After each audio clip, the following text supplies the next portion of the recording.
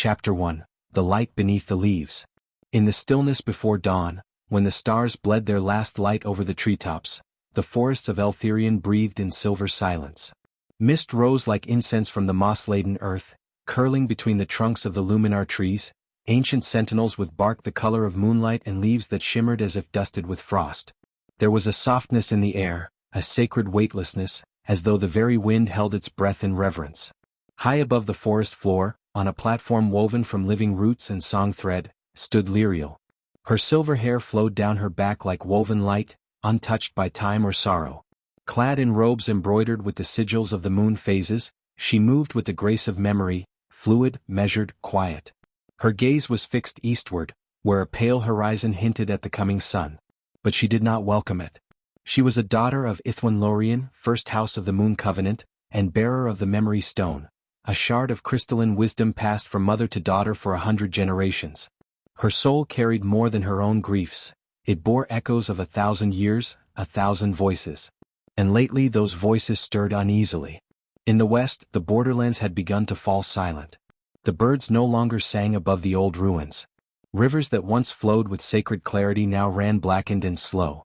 Rumors came like brittle leaves on cold winds, of fire in the lowlands, of shadows that bled into flesh, of wolves that no longer feared firelight. Lyriel turned from the balcony and descended into the crystal chambers of her ancestral home. The walls glowed faintly, their magic pulsing with the heartbeat of the forest. Here, dreams were recorded not in books but in growing stone, memories captured in vines of light, blooming across the chamber in slow, swirling motion. She passed under arches veiled with moon petals, and paused briefly before the altar of Asariel, goddess of wisdom and mourning. A bowl of starlight water shimmered there. She dipped her fingers in and touched them to her brow. Her heart whispered a single name, one not spoken aloud since the eclipse 5 winters past, Kaelin. Far from the sanctity of Lyriel's world, Kaelin moved through shadows. In the northern ruins of Tyrdeval, where once the Dawn Elves had sung their cities into being, now only the bones of towers remained. Ivy curled like veins over collapsed archways. The air smelled of rust and old ash. Kaelin knelt in silence beside a cracked pillar, his cloak of bark fiber and crow feathers streaked with damp earth. His eyes, the green of storm-touched forest, scanned the ravaged stone. There were signs here. Faint markings in blood and soot. Sigils once forbidden by all the orders. A trail led south. Whatever stirred in Enwayar, it had begun to move. He rose, his hand falling instinctively to the carved hilt of his blade. It was not a beautiful weapon. It bore no runes. But it had been forged in mourning, quenched in the river where his kin had died, and it had never failed him. As the wind moaned low through the broken halls, Kaelin turned his face toward the rising sun. Light broke over the eastern peaks, gilding the ruined stones and catching the edge of his scar, a memory carved in fire and betrayal. In another life he had stood among the high houses. In another life he might have danced beneath the stars with a girl crowned in silver. But that world was ash now. And something darker than memory stirred in the roots of the world. The prophecy was beginning to awaken. Chapter 2. Whispers Beneath Stone. Beneath the mountain spine that separated Eltherion from the dead lands of the east, the dread caves of Vorin yawned like ancient wounds. Here the wind did not whisper, it groaned, burdened with voices long buried. And within those echoing hollows, a fire smoldered that had not burned in centuries. A figure cloaked in shadow walked the obsidian paths. Neither elf nor man, its presence bent the air around it. Cloaked in a garment of unraveling twilight, the being moved with impossible silence, its footsteps leaving no trace. It had no face, only a mask of bone etched with lines that pulsed dimly with violet light. It did not speak, for speech was beneath it now. It listened, to the trembling of the stones, to the memory of pain embedded in the earth, to the summons that came from the forgotten places. In the deepest chamber of the caves, the heart altar flickered. Once the nexus of elven power, it now shuddered beneath the curse of Enwayar. Runes glowed faintly in the dark, responding to the being's presence like breath to flame. A great crystal hovered above the altar, blackened, cracked, and alive with imprisoned light. It was a shard of the sky mirror, stolen in the War of Sundering. And it pulsed now with returning will. Far away, Lyriel awoke in a sudden shiver. She had dreamt of falling skies, of roots pulling her down, of silver rivers running red. The memory stone on her neck felt heavier. It pulsed against her collarbone like a second heartbeat. She rose before the sun and stepped barefoot onto the moonlit platform, letting the chill air bite her skin. Something vast was moving. Something old. Below her chamber the council bells rang. Once such meetings were rare, held in times of great change or sorrow. Now they came more frequently. War, always war, in whispers and warnings.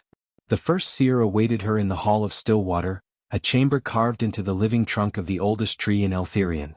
Its interior shimmered with water suspended in air, a place where thoughts were made visible. Lyriel entered and sat without a word. The seer's voice was slow, as if echoing from many miles. The southern sentinels have gone dark. The wolves run without masters. And the stars, they have changed their path. Lyriel closed her eyes. She saw Kaelin again, not in dream but in memory. His eyes full of storm and sorrow. The bond between them, long thought severed, now pulled taut as string across the vastness of fate. And in the east, beneath the cursed citadel of Enwaer-Kalar, something ancient woke from slumber, and remembered her name. Chapter 3, Ashes in the Wind. South of the ancient city roots of Eltherion, where the golden canopy thinned and gave way to the low moors of Erlen Vale, the earth bore scars not yet healed. Fire had passed through this land seasons ago, not a fire of flame but of shadow, where trees blackened not by heat, but by despair itself. No birds returned to sing in the ashes, and no new saplings dared reach toward the sullen sky. Here Kaelin traveled alone. His steps sank slightly into soft ground that remembered pain. Each footprint filled with cold mist, then vanished as if the land sought to forget the passage of any life. He followed remnants of a path known only to the oldest maps, those carved in moonstone or etched in living bark. His destination lay hidden between worlds, the Grove of the Silenced, where once the elders spoke with the stars. It was said that those who entered left changed, or never returned at all. Above him the sky darkened without cause. Clouds roiled with a slow unease, heavy not with rain but with memory. He could feel the pull now. Something old and sorrowful. Not just watching but waiting. Back in Eltherion, Lyriel walked the memory hall alone, trailing her fingers across the silvered vines that glowed along the walls. The voices were louder now. Not words but impressions, warnings and sensation. They spoke of sundered pacts, of the return of a name long erased. Varian, the betrayer, the last wielder of the void tongue. She paused before a single crystal bloom, locked in stasis. Within its depths swirled a moment captured in time, the fall of Velistira, last bastion of starborn knowledge. It cracked faintly as she watched, as if some truth beneath it stirred. The council had grown divided. Some called for retreat deeper into the sacred forest. Others whispered of war. But Lyriel knew neither would suffice. The enemy was not one of blade or beast. It was memory itself made flesh. The forgotten made hungry. As the wind rose beyond the walls, carrying the scent of old fire, she made her choice. She would go to the grove. To follow the echoes. To seek what Kaelin sought, though she did not yet know they walked the same road. And beneath the mountains, in the vaulted dark of Enwaer-Kalar's ruinous heart, the figure in twilight stood before a cracked obsidian mirror. Its surface rippled with visions not of the past, but of futures undone. A whisper echoed across the stone, in a voice that should not be remembered. Two flames. One fate. Let the sky break. The mirror shattered, and somewhere far away, Kaelin faltered mid-step, as if the world had just forgotten his name. Chapter 4, The Grove of the Silenced. At the threshold of the Grove of the Silenced, Kaelin stood motionless. The boundary was not marked by stone or sigil, but by sensation. The air grew thick with stillness, heavy with the hush of long-held breath. The trees here twisted skyward in solemn arcs, their bark pale as bone and smooth as glass. Their leaves did not rustle even in wind. Time faltered in this place. Each step forward felt like trespass. The ground was soft with silver moss, and the air smelled faintly of star water and iron. As Kaelin passed between the outermost trees, a chill traced his spine. Memories not his own brushed against his mind, flashes of laughter, sorrow, flame. This was not a sanctuary. It was a reliquary of memory, and every stone and branch had witnessed endings. In the heart of the grove stood the pool of unsaid names. Its waters were still as obsidian, though no sky reflected in its surface. Kaelin knelt beside it and removed his gloves, pressing his bare palms to the mirrored edge. The cold bit instantly. Within the pool no fish swam. Only light, fragmented, refracted, moving like distant constellations. He closed his eyes and let silence overtake him. The pool answered with memory. Not vision but feeling. A corridor of stars. A blade abandoned. A name whispered in longing, Lyriel. Far to the north, the same name escaped Lyriel's lips as she stood beneath the arch of forgotten boughs, where the ancient forest bent low as if in mourning. Her path had not been swift. The spirits of the wood had tested her, not in strength but in remembrance. They showed her images from her bloodline, moments long buried, choices never spoken aloud. She passed through trial not with sword or spell but with clarity. She reached the grove near nightfall. There, the sky was unbroken by stars as if the heavens themselves dared not look down. She did not see Kaelin at first. She only felt the echo, a heartbeat out of rhythm with her own, yet unmistakably tethered to it. The grove did not permit sound. When they came face to face across the pool, no words passed. Only breath. Only recognition. And something ancient stirred at the center of the waters. A ripple spread outward, impossibly slow. Then the surface burst apart, revealing a spiral of light descending deep beneath the world. They stood at the precipice of choice, to descend, to remember, to awaken what slumbered. The trees leaned inward. The stars held their breath. And Kaelin extended his hand. Lyriel took it. Together they stepped into the light beneath the grove. Chapter 5. Descent through the rooted veil. Light enveloped them not with warmth but with truth. As Kaelin and Lyriel descended through the spiral of living crystal and memory, the air grew denser, shimmering with motes that pulsed like fireflies beneath water. The path was not carved by tools but grown, each arch of root and vein of stone whispering with ancestral resonance. The deeper they walked, the more their steps stirred echoes long buried. Below the grove lay the vault of first remembrance. It was a place sealed in time, known only to the first dream weavers and the oldest among the forest-born. Here memory became landscape and thought could wound as sharply as steel. The chamber into which they emerged pulsed faintly, a womb of knowledge wrapped in ancient silence. The floor was made of memory glass, which shifted beneath their feet to reveal glimmers of the past, battles forgotten, births unlamented, betrayals unresolved. At the center of the chamber rose a massive obelisk, not built but formed of root, bone, and starlight. It hummed with old pain. As Lyriel approached, her memory stone grew warm.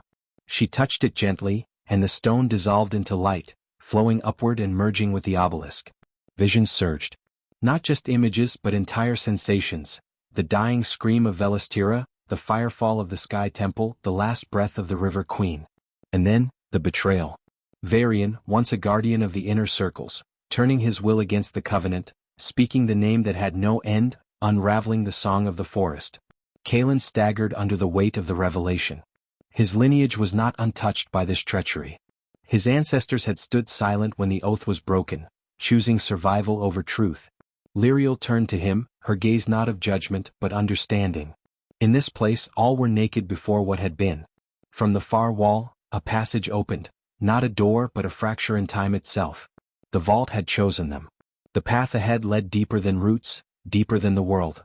A new purpose crystallized between them. This was no longer just a journey of warning or remembrance. It was one of restoration. To reclaim the forgotten songs. To seal the wound before it became an abyss.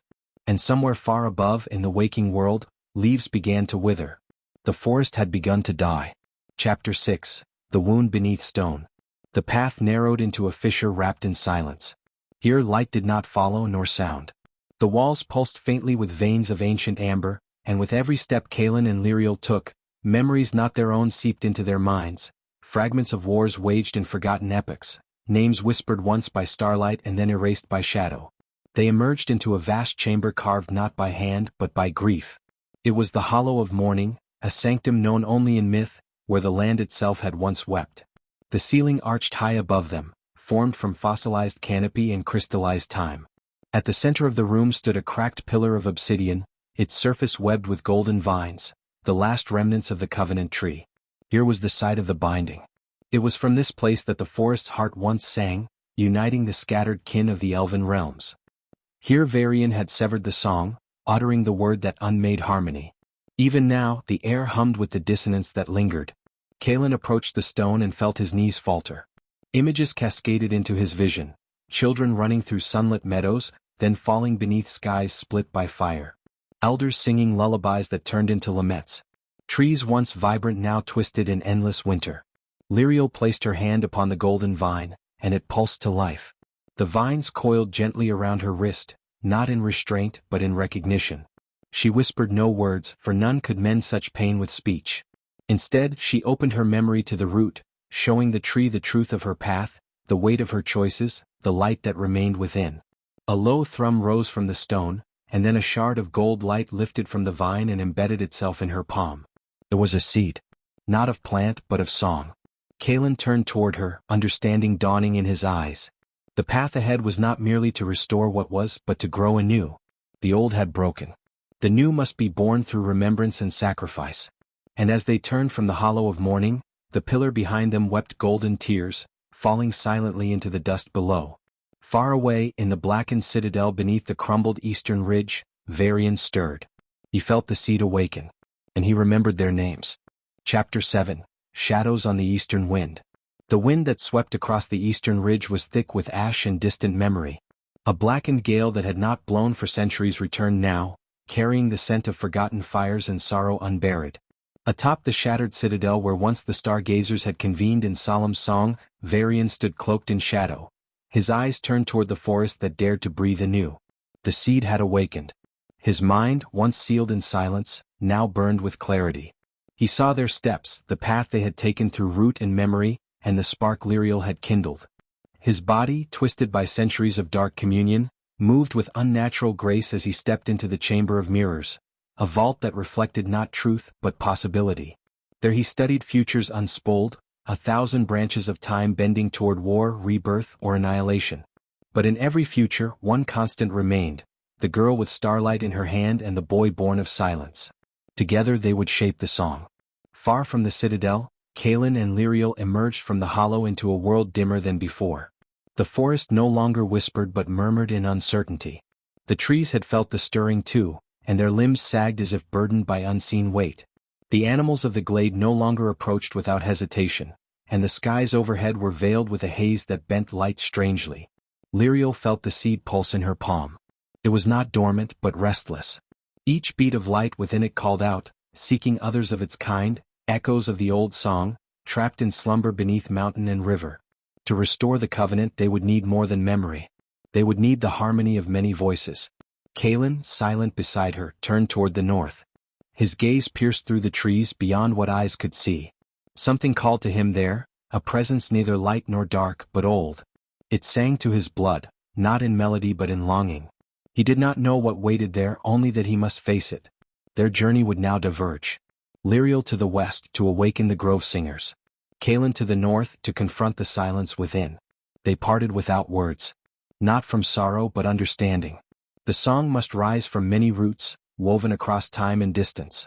Only then could it face the shadow. And far above, the stars began to dim. The war for the soul of the forest had begun. Chapter 8. The Western Glade. The western lands had not heard song in generations. What once rang with laughter, lyre, and leaf now lay silent beneath a mist that clung low to the earth like forgotten breath. As Lyriel stepped into this veiled realm, the trees grew closer, tighter, as if guarding secrets too sacred for light. The grove singers had not answered any call in an age. Their roots, once bound in harmony with all living things, had drawn inward when Varian broke the covenant. Some believed them lost. Others believed they had become part of the forest, indistinguishable from the vines that twisted across the hidden glens. Lyriel walked in reverence, every footstep brushing against moss thick with memory. The seed in her palm glowed with soft gold, a beacon in the deep green dusk. She followed its pull through valleys veiled in mist, past streams that murmured forgotten lullabies. Her breath slowed. Her thoughts quieted. The forest here did not welcome words, only presence. On the 7th day she came upon the grove. It was a basin cupped in stone, guarded by trees older than the sky. At its center stood a single pillar of light, where leaves floated in midair, circling slowly in patterns guided by memory rather than wind. From the earth, great roots rose not to seek the sky but to enfold the air in shelter, as if the forest itself had drawn its breath inward to protect a last ember. There she knelt. She did not speak. She let the seed sing. Its glow spread outward in threads, winding gently around the sleeping grove. And from the roots emerged voices, slow and trembling, tones not heard in centuries. They did not awaken fully but stirred. Murmurs passed from bark to branch, from stone to vine. The grove singers were listening. But with their awakening came sorrow. Lyriel saw it in the cracks of bark and the trembling of blossoms. The forest had bled too long. Many voices had been lost, too many threads cut from the weave. They would sing, yes, but it would be a lament before it could be a song of rising. She remained there, hands on earth, letting her light hold theirs. Letting grief be seen. Letting silence be sacred. Far to the north, Kalen felt the tremor. A faint note across the wind. He did not turn. His own darkness waited. And behind the veil of stars, something began to stir that had watched since the world was fire. The harmony had begun to breathe again, but breath alone could not survive the coming storm.